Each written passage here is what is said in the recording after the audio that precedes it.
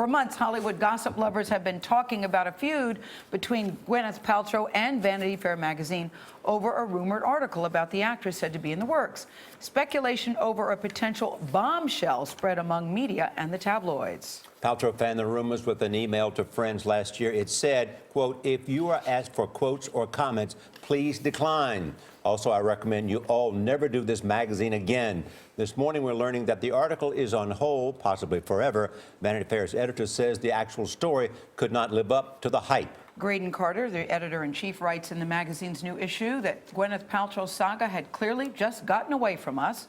Mike Hogan is Vanity Fair's digital director. He's here to sort it all out. So, Michael, good to see you. Good morning. And we desperately need this. Happy to help. Well, a lot of people are curious. What was the original intention that Vanity Fair had in possibly writing an article about Gwyneth, and how did it turn into the epic takedown of an actress? Well, Graydon writes in his editor's letter that it all started last spring. You know, there were these two lists that Gwyneth Paltrow was on. One was People magazine said she's the most beautiful woman in the world, and Star magazine put her on its list of the most hated celebrities.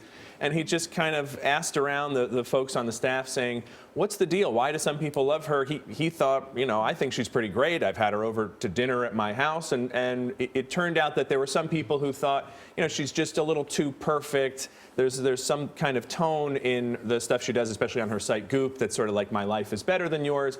And so he wanted to and those are called haters, but go ahead. Yeah, exactly. So he wanted to do a piece on the love-hate thing about Gwyneth. Why do the haters, you know, hate her? What's the deal? He honestly, because he was kind of confused. What's wrong with her? Okay, so he commissioned the piece. The piece was written, and now it's never going to see the light of day. So did Gwyneth win?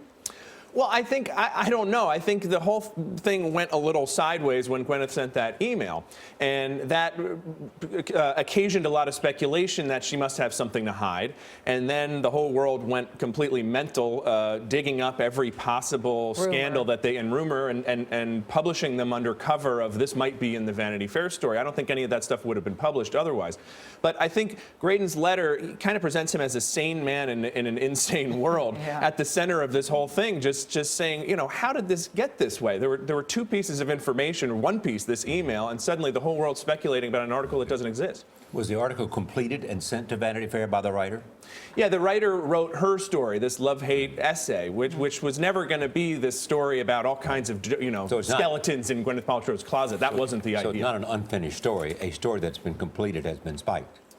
It's on hold, at least. You know, it may come out at some point. But I think the editor's letter in this issue, it really tells the story beautifully. And you know, anybody who's disappointed can look at the rest of the issue. We've got an amazing story about Rupert Murdoch's divorce. We've got incredible portraits by Chuck Close of many of Hollywood's, you know, greatest stars. So there's plenty to not disappoint in this issue. And I really do think the editor's letter, it tells a story for our times, which is, you know, people go a little crazy these days, speculating on not enough information. Yeah, it sort of sounds like Graydon said, stop the crazy.